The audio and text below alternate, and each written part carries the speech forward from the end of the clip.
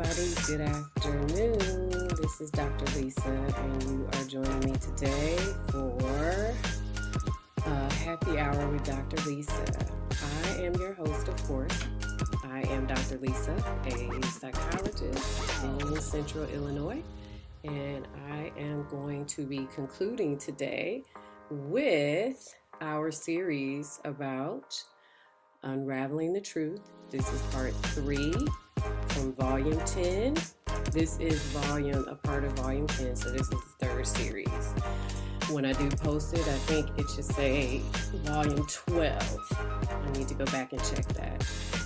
I'm excited to conclude this because this today is going to open up the door to talking about the actual children and getting into a lot of detail about their experiences and also different things that I did to try to help them. So thank you for joining me and for being very patient as I open up about these phenomenal children that I've had the chance to encounter and work with.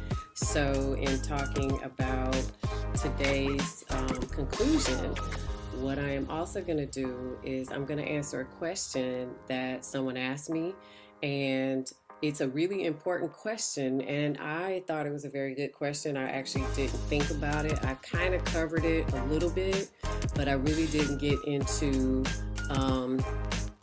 complete detail about the answer. And so this person kind of asked me a different way, and I thought, wow, that's really good. So I will address that. And then we're going to tie up today with a conclusion from blogs 1 through 5. So we'll tie it all together today, and then you will be prepared to actually start hearing about the actual stories and the things that these kids did. If you are listening to me on Instagram, I'm actually live right now on Instagram. If you cannot get in, I will make sure that if you do a friend request that I will let you in on those pages next Wednesday. But I am going to post that so you'll be able to see who I am. So I've also been posting a couple of my pictures on Quora and also various other outlets so that you all can put a face to my voice. You can reach me if you want via email. You can also call me on the phone. I'll give you that information toward the end of the show. So let's get started. Woohoo! That's my clap. So what I learned about the reasons that Nebulous Children, a term that I coined for these children. If anybody else tells you that they coined the term Nebulous Children, that's a lie. That's something that I created. And I say that because I've actually created something else, and there was a lie being spread about that person taking credit for the things that they claim they did, but they actually didn't. So you got to watch people like that. This, however, is something that I created as well, Nebulous Children. Earlier in the podcast and in the blogs, I explained why I call these babies Nebulous Children. So go back and take a listen or read up on that. So, a lot of the kids, I would ask different questions. And one of the questions that was always on my mind was what you guys may be thinking. Why do these kids find me? Or how does this happen? Or why is this happening to me? So let's explore that. Because the majority of the children that I asked had the same answer. And when I tell you what these kids have told me, just remember, this is all confidential information. They do not know one another. I cannot go into sessions and talk about what I just spoke of with other families. So this is completely confidential. So one of the little people that I worked with comes to mind, and that is Child B. You know who Child B is if you've been keeping up with the blog. Child B talk to me a lot about a lot of different things. Some I'm going to tell you in the podcast. There have been other things that I've told you about Child B on my blog. However, there are some things that I'm going to keep to myself because I'm actually going to put all of this in a book here in the next couple weeks. But the one thing that was striking about Child B is that this child had quite a few dreams about me. And there's one in particular that I remember. And I think I've alluded to it a little bit earlier in my blogs. This little one told me that there was a dream about me in death, meaning that this child had a dream that my spirit, or I was deceased, was standing on top of a rock. And while I was standing on the rock, I had a bunch of little spirit kids under me. Like if you watch me on YouTube, you can see my hands and you can kind of see what I'm doing. So you have to imagine me being on the rock, and then down below on the rock, there were these little spirit kids that she saw. And she said to me, I think that you're going to help a lot of children, which I already knew. However, she told me, but what you have to understand is that the children that you've helped already and the ones that you're going to help have been your kids or your kid clients for years. So let me explain that. So there have been quite a few people, even up to 2018, who said different things to me like, you've been here before, you hear about people having an old soul, you've had many lives. Someone actually took my palm and, read my palm, and one of the things she said was, you're very intelligent because you've been here so many times. So to me, it's not unusual to hear that any longer. However, when Child B's had told me that I helped many children and I'll help a lot more, and this kid also told me that the reason that these kids come to me is because they are my kids, meaning that I've worked with them for years. And so these kids feel safe with me. And, I don't know how this works. What this child B was telling me, that these kids end up finding you no matter where you are because you understand them and you can help them because they've been with you for many, many years and many lives. So, when I was listening to this child talk to me, I was kind of like, my face was scrunched up like, really?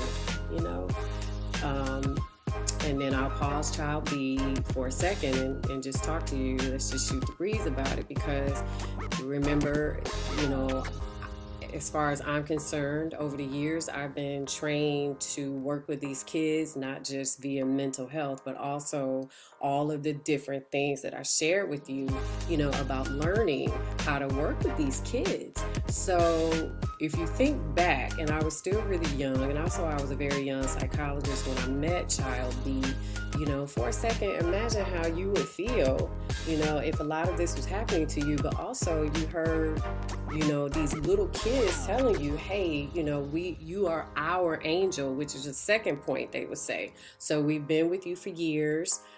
We've come back to you. You understand us. You can help us. It's kind of like, well, who the hell am I? Why have I been designated, quote unquote, so special? I'm just me, I'm just Dr. Lisa.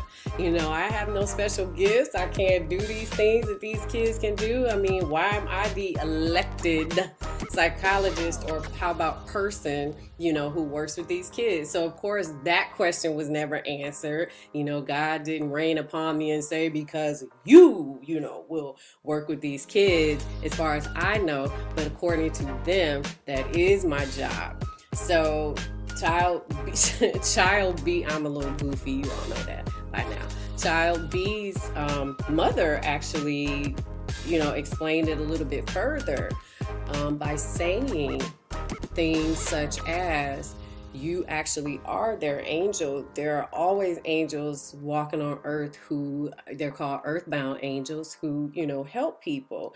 And this is not me saying this, but this is this mother saying that. And sometimes earthbound angels, encounter people that they've worked in the past with, but also God designates, angels to walk here on earth with us to help us. So this was the mother telling me, that's your job. And these are the kids who, you need to help because they've been with you. And I remember child B interjected and said to me, and I only feel safe with you. So keep that safety piece in mind because, I heard that a lot from various kids, not just Nebulous kids. And it's always, a little emotional for me because I do have a passion to work with kids and adore kids, and get really emotional about hearing different stories of them being hurt. So I do have a strong passion for just kids in general, including kids up to my oldest daughter's age. She's turning 21 here in a couple weeks. But to hear these little kids who have been told all of their lives that they have various mental ailments, and then they come to me and I find out that they're actually nebulous children and they can do these profound gifts, although people have been telling them for years that they're just quote unquote crazy, that they feel safe with me. That to this day gets to me when I hear about it. And when I do think back, one of the things that I would say is, well, good. I'm glad you feel safe with me. Let's work through this. Let's, figure out how, we can make this better for you. So that always, will get to me. So I heard the safety piece over and over again, and I'll tell you a short story. I have a lot of stories. I promise this one is short. Everybody listening who knows me is going, yeah, right, especially, my family. I talk about the little spirit boy, and I'm going to save that for when I actually talk about it in one of the blogs. However, I want to tell you that, a lot of the kids had anxiety and, were really scared when they would see this little spirit boy in the hallway or, on the first floor of where I worked. And so if you can imagine me going down the stairs and getting my clients from the waiting area and then turning around and watching kids just peel off up the steps to my office. Over time, I understood, why they were running to my office. But then once they would get into my office, it's like they would just take a deep breath. And I questioned that a couple times, and I questioned it to child B. And there are some things that came out, but you got to read the blog about that. But one of the things is that child B continuously told me the same thing that child C did, which was, it's safe in here. There are no dark angels in here. So the word safety was something that came up over and over again, for me with regard to these children. So what I started learning was that I'm a safe place for them spiritually. And I didn't know why, except for what they told me, that it was safety and that I was someone easy to talk to, about their abilities. So when we speak of their abilities, if you do encounter a child who claims that they have the ability to see ghosts, I don't want you to push that kid away. That's the worst thing you can do, because I've seen tragedies happen when people push these babies away. It's not fair to say, they're just making it up, or give them some Tylenol, they'll be okay, or something like that. I'd like for you to spend some time and engage with them. Most recently, someone who, I kind of grew up with, who shared that these are the kinds of kids that this person was as a child. And you grow up with people, and you don't realize, what you are talking about. I think I mentioned to you all that it was really hard for me. It took me years to start talking about this publicly. But now that I am, other people are feeling safety. Hey, I can tell other people that when I was a kid, I used to do this. This person put it publicly on my Facebook page, and I was floored by that because I didn't know, and this person didn't have to announce that publicly. So what's happening with regard to safety is that now the public is starting to open up to me, and I feel so good about it because for so long I was so nervous about talking about these experiences with children. So listen, that's what I'm here for, and that's why I'm doing it. So when people come to me, like nurses are starting to come to me, and I'm going to talk about professionals at some point and their experiences. But I just recently had a nurse who told me about some of the experiences that were seen while this nurse was practicing, which led to other nurses sharing with me that, yes, I'm a hospice nurse, and there are always experiences with the supernatural. And I have a friend who's an RN that I never knew had these experiences in the hospital. So then I started researching that and found out, for example, that I need to start talking to other professionals outside of psychology, because lo and behold, there are so many experiences that people have, with the supernatural. So this is pretty exciting for me. So safety, this week, this particular nurse felt safe, telling me, hey, yeah, I completely believe you when I'm in the hospital, XYZ, and just floored. What I shared with that person, that nurse, is that when I was a student and I had to do different rotations at different hospitals, different mental health centers, I actually had to go to a psych unit. You guys ever been to a psych unit before? Yeah, if you have, you know why I took a deep breath. It is not always a pleasant place, especially for children. We'll talk about that another day. When I was younger and I walked into one, you know what I saw? I'll tell you what I saw. I saw a lot of kids talking to themselves or talking in the hallways to stuff. So at the time when you're doing an internship or a practicum or something like that, you are a trainee psychologist, or you are a student in training to become a psychologist, or you are an intern or a practicum student or a postdoctoral student. So I was much, much younger. My thought was, who are they talking to? Which anybody would think, right? Why are they talking to nothing? Because you conclude that it's nothing there because you can't see. And what the heck are you going to do about it? But then I started really thinking, and I brought this up this week, and I said, to this nurse I'm talking about, I said, I remember some experiences in those psych units where I thought to myself, what in the world and why would people say that they hear voices or that they have tactile touch hallucinations, or that they have olfactory hallucinations could signal a medical concern, because the most common hallucination, for example, with schizophrenia is what? Auditory. Yes. And when it's auditory, if you ask, what does the voice sound like? Male. Was it deep? What does the voice sound like? It's deep and it's frightening. I know someone personally with schizophrenia and asked.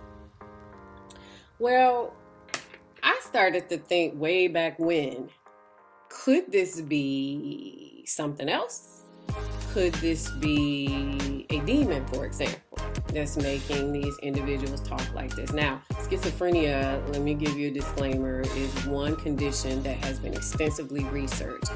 There are specific brain abnormalities within schizophrenic individuals with schizophrenia. However, if you think about things from, a spiritual side of what I've been sharing with you, that's my brain. My brain starts thinking, okay, what could this be other than, or what could be causing, these kind of concerns within this person's brain, okay? So years ago, I started thinking this, what's over there, if you could see me, you can see I'm looking around the room like, who are they talking to over there? Or what's talking back to them when they talk? So over the years, as I grew and matured in the field, I held on to my memories of those early situations where I questioned, well, what do we have here? Is this truly mental illness? I mean, what's going on? How come no one's addressing whether or not these individuals may have something else going on other than mental health?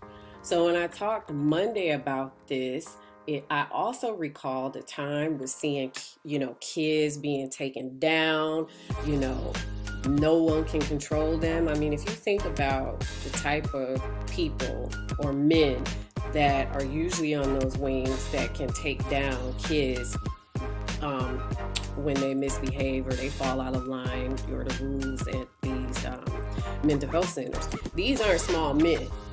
They're pretty big, like linebacker dudes, at least the ones I've experienced.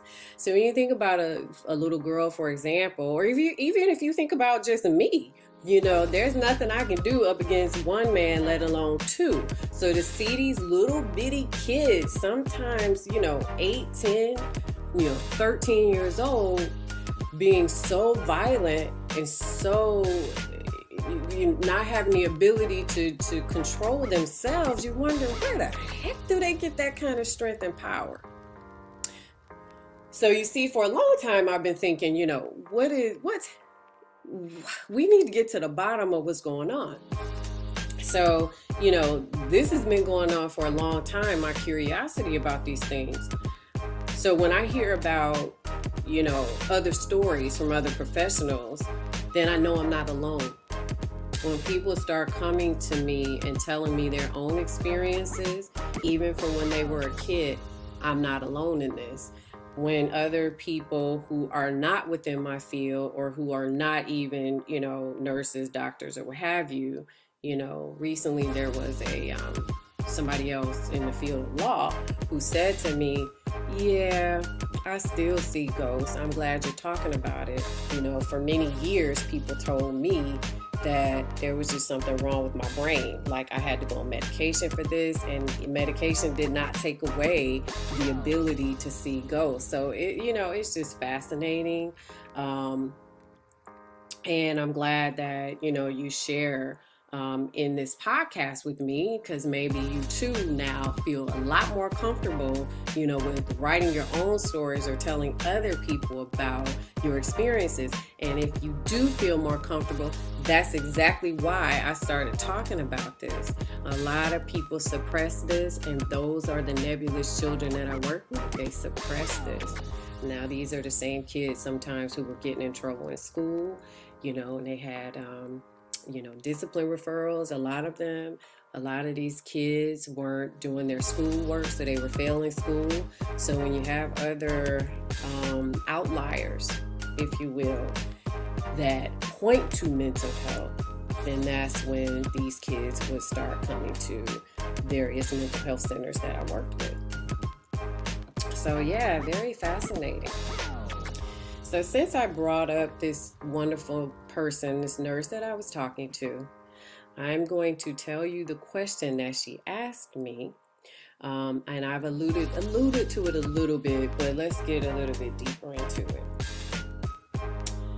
Her question was basically about word of mouth, which is an excellent question. Excellent. I didn't even think of it. So let's clear that up. Her question was very simple. how did these kids find you? And I looked at her because at that point, I figured that she had not listened to the podcast yet, or she hadn't read the blog yet, but now she will, and I'm glad about that. The reason that she was asking is because her brain was just blown away by all of this, just like mine was.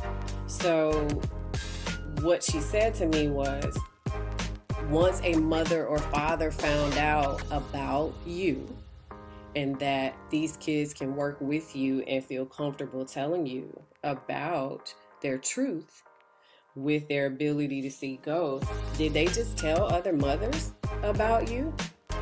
So word of mouth.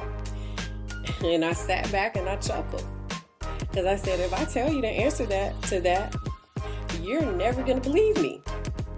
You're never going to believe me. So what did I mention to you all? That in community mental health, the majority of the time you don't know who you're going to get off of the list. So again, there's a list, and the lists are long, unfortunately, for psychological testing, educational testing, as well as psychotherapy, and there is a shortage of therapists around the country. So you don't know who you're going to get once you get off that waiting list, but you just pick the first person who comes off the waiting list, or your supervisor or director. And sometimes my director would just give me, the next kid on the list. So at that point, the kids are at random. Could you turn down that kid? The only way I would turn down a family or go to the next one is if what they had going on was outside of the area of my expertise. For example, I never diagnosed a kid with bipolar, ever, ever, ever. And I'm going to say I probably never will. Okay? I don't specialize in bipolar, so I don't touch it. There are other conditions now that we've put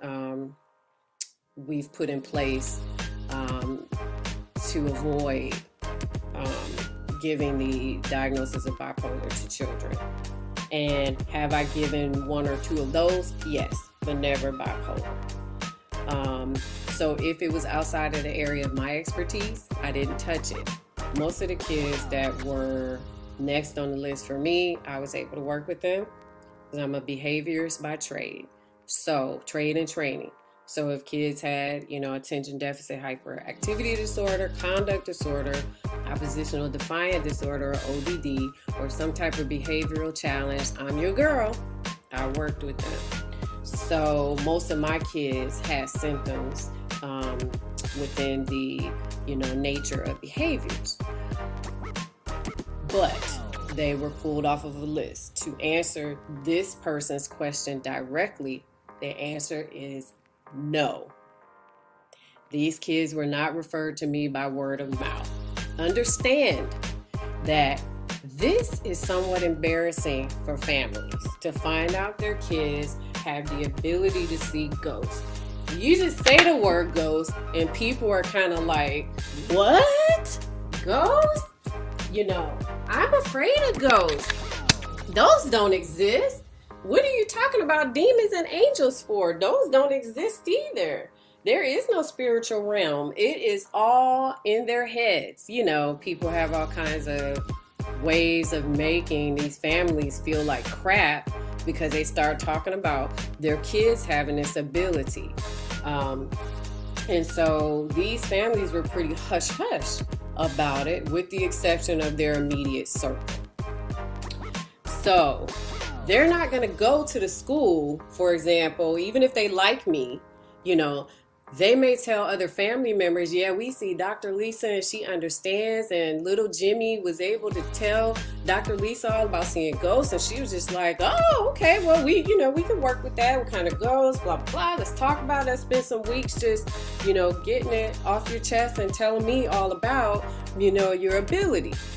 And so what happened was these families would never go out and tell people, the public, like I'm doing with all of you. These families would never do that. They would never go out and tell people, hey, yeah, oh, hey, my kid can see a ghost. How are you? What kind of angel is over there? You know, ooh, that's a dark angel or demon. You better move away or pray it away. I mean, if they said that to most of you, you all would kind of go, okay, the hell is happening here, right? So yeah, so no, these were not word of mouth cases. Honestly, these were just kids that I pulled off the waiting list. Yep. Yeah, so you see why I started documenting and eventually keeping track and, keeping, psychological reports. And this was just phenomenal. This was phenomenal. It was never word of mouth. Now, I'll tell you, the only child that I saw for both psych testing and therapy was child A. Child A, if you follow the blog, child A. We are going to start talking about child A next week, so I'm not going to give it away, but you got to read blog 6 to learn more about child A. But yes, so none of these kids were word of mouth, not one. That was from Chicago and mostly St. Louis. These were all new kids, all new families. They did not know one another. They were completely confidential. Remember, a lot of these kids now are grown. They're not kids anymore. They probably have their own kids. That's how old I am at this point. So no, I did not get word of mouth referrals. Now, what I did get a lot of, especially in St. Louis, a lot of word of mouth referrals for psychological testing, which was great because I love to do psychological testing. I did get a lot of word of mouth referrals for those, but remember, even if I got a referral for psychological testing, I cannot go back and tell the person that referred the kid anything, whether they showed up, what their diagnosis was, if they had one. It's completely, a lawyer can call and say, hey, little Troy is murdering folks. We need to get all of your records. You can't confirm that this kid is one that I couldn't confirm whether this kid was one that I was treating or not. It's completely confidential. So when I tell you all of this, happened to me, it just happened. It just happened. And now you understand why I always thought, why is this happening to me? Because for a minute, when I was in St. Louis, for one company in particular, it kind of felt as if like I was getting so many nebulous kids under my care that if I didn't leave, it was going to keep happening to me. If I didn't resign from that company, that's what I was going to keep getting. And this particular place is where a lot of my experiences with the paranormal happened, in the buildings, but also with the children. So yes, eventually I had to leave, and you'll learn about that in the blog. But literally, at least 3 of the children that I've talked about on the blog so far were all from the same company.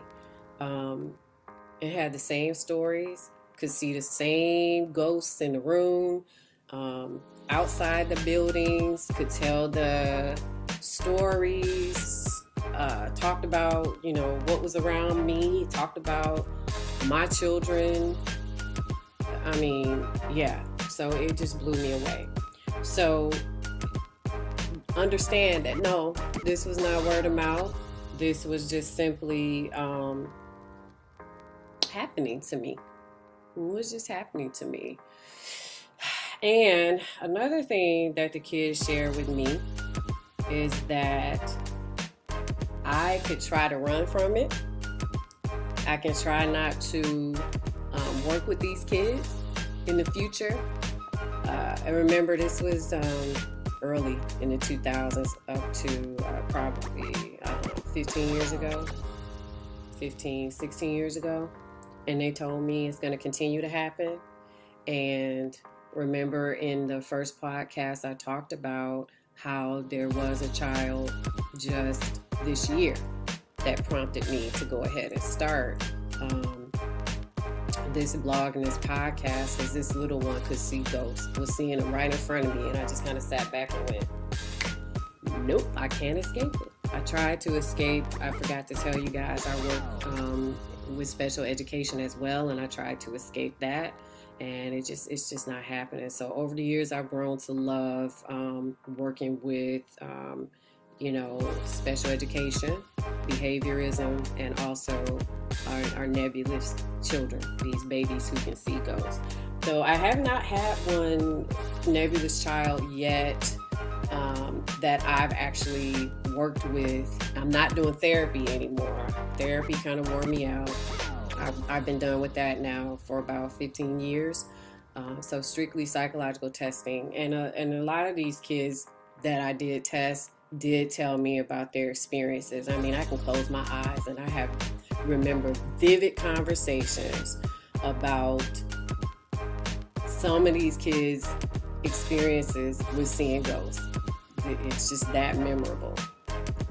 So we'll see what happens over time as I begin to work here in Central Illinois, if these experiences keep happening to me. Now, if I do encounter a nebulous child in Central Illinois, obviously, again, it all has to be confidential. So maybe we'll do like a bit of a case study and discuss it together, as opposed to giving any type of further detail until these kids are not my kids anymore, like the ones in the past. So remember, everything is always confidential. So based upon what you've learned from these first volumes of Happy Hour Dr. Lisa, I want you to take with you that these kids, excuse me, have come to me at random. They were in primarily St. Louis for me. As a side note, you guys should Google St. Louis and hauntings. It's pretty darn interesting. It was happening to me too so much there that I started talking about it more, excuse me, and asking more questions. So I started doing a little bit more research, and yeah, St. Louis has a lot going on in certain parts of it. Great city if you ever get a chance to visit. We've talked about Chicago, which is where now you know that the last part of my actual schooling education was in Chicago. I lived there for about 8.5 years, and during that time I had several experiences with nebulous children that jump-started this entire process with me.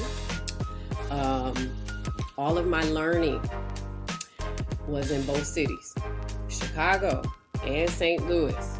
All of the learning, from education to learning how to deal with these children. This is also when I learned from pastors about how to deal with nebulous children, how to protect myself, how to protect my family, how to protect my friends, what you do when you encounter children who primarily see demons, which is huge. As you read my blog, you'll read a lot about Ouija boards. Well, I'm getting the Ouija boards, but kids that see dark angels and want to play with them. So, I want you to know that all of that training and learning was from, Chicago to St. Louis. And then I have yet to consult with a pastor due to the pandemic where I am now, to make sure that I'm still clear and understand, what I have to deal with these children. So there's a lot that I'll be sharing with you. The cool part is that the education piece set you all up. It completely set you all up to learn about these kids individually. And that's when it gets exciting. So I'm going to now introduce Child A to you. I'm going to set you up so you can read the blog and you can start by understanding the relationship, the professional relationship that I had with this kid, and start reading the blog so you'll understand it. I hope you're ready, because some of these babies are a little bit scary, their ability.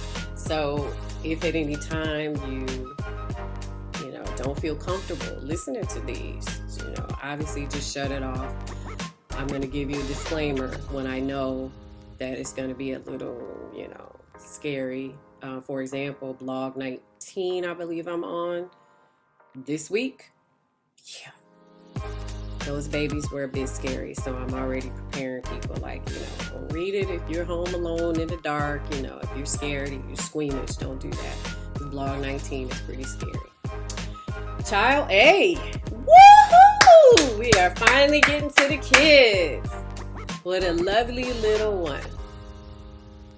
I first met this little one at a university in St. Louis.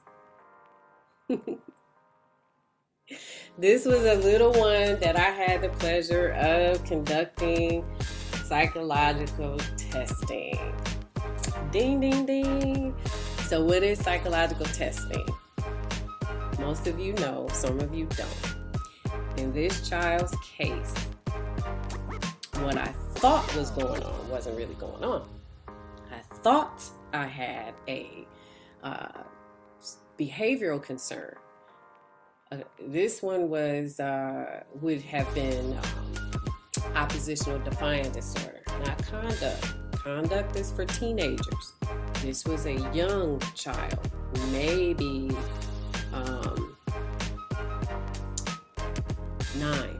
9, 10.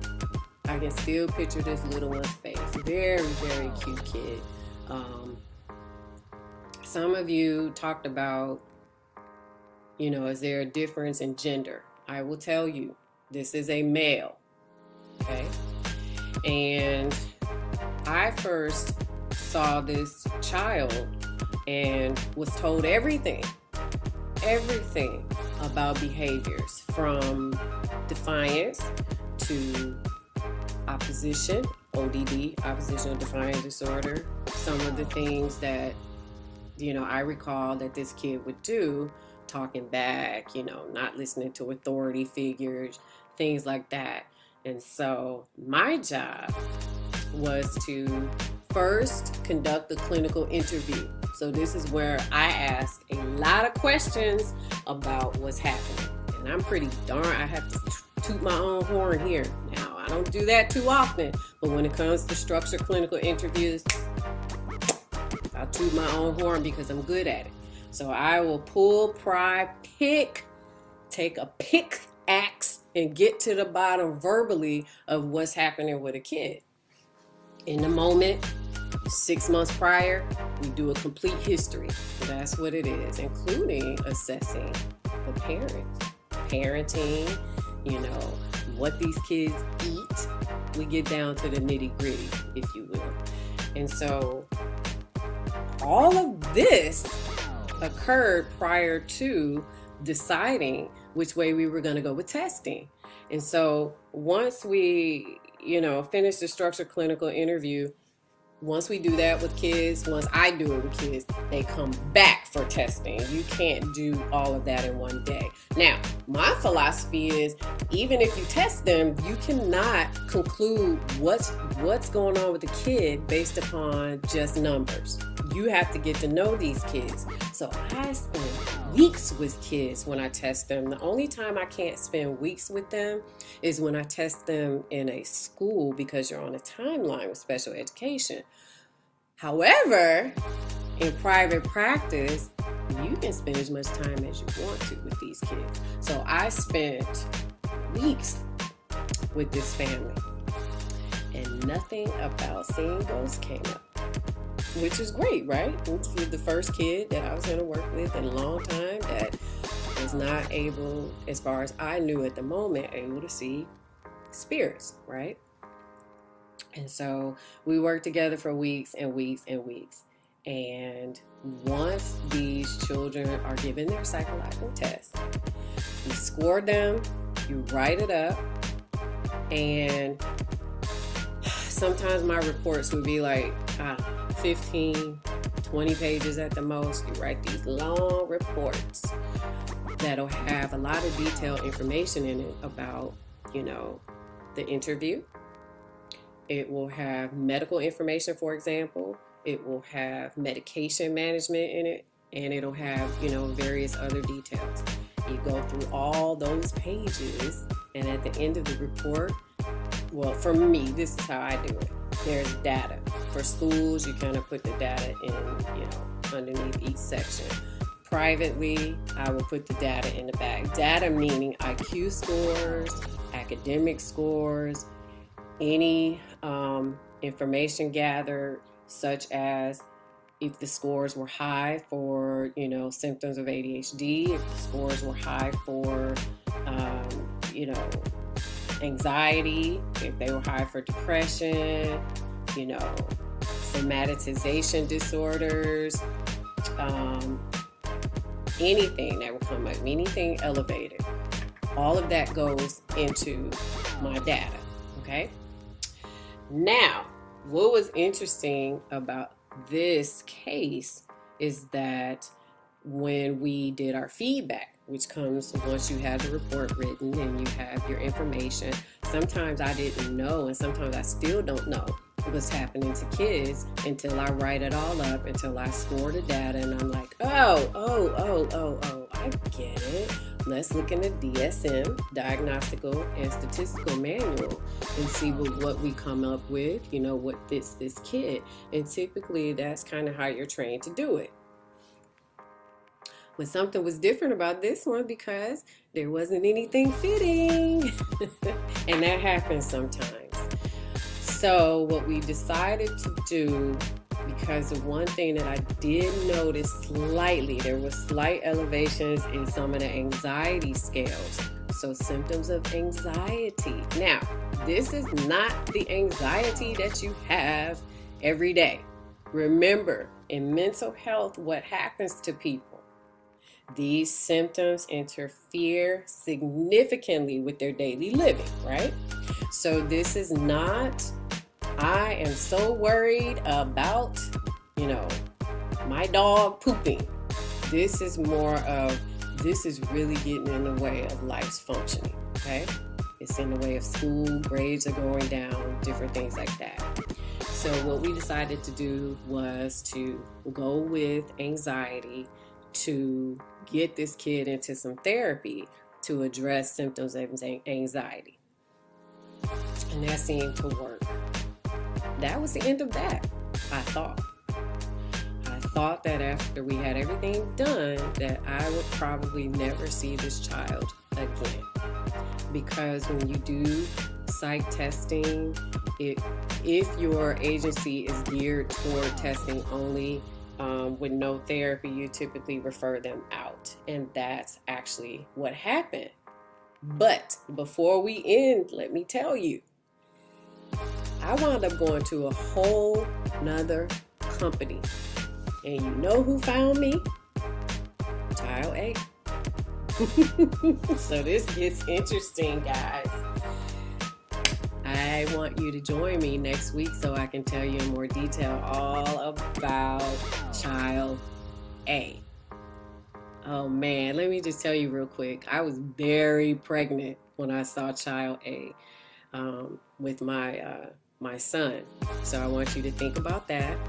And then the fact that I may have been, 6-7 months pregnant. So I was heavily pregnant when I saw Child A. And you know what? I just thought of something that I'm going to share with you, and then I'm going to give you a cliffhanger. Because I'll tell you more detail about this next week. I'm writing it down real quick. I was walking down the steps at one of the buildings, and again, I'll give you more details next week, and something pushed me down the steps. Now, I'm going to tell you more about that in relation to Child A next week. I like cliffhangers. Hey, you all give me an email, a shout out on social media if you have any questions. I'm all over the place. You can hear me on various channels: Podbean, Spotify, Google, iTunes, everywhere. The email address is kidscanseeghosts@gmail.com. You can email me, call, get in contact with me if you want me to share your story. Make sure you let me know, and I will do that. For now, thank you so much for joining in. Remember the cliffhanger. I like doing that. You guys have a good evening, and thank you for joining. Bye-bye.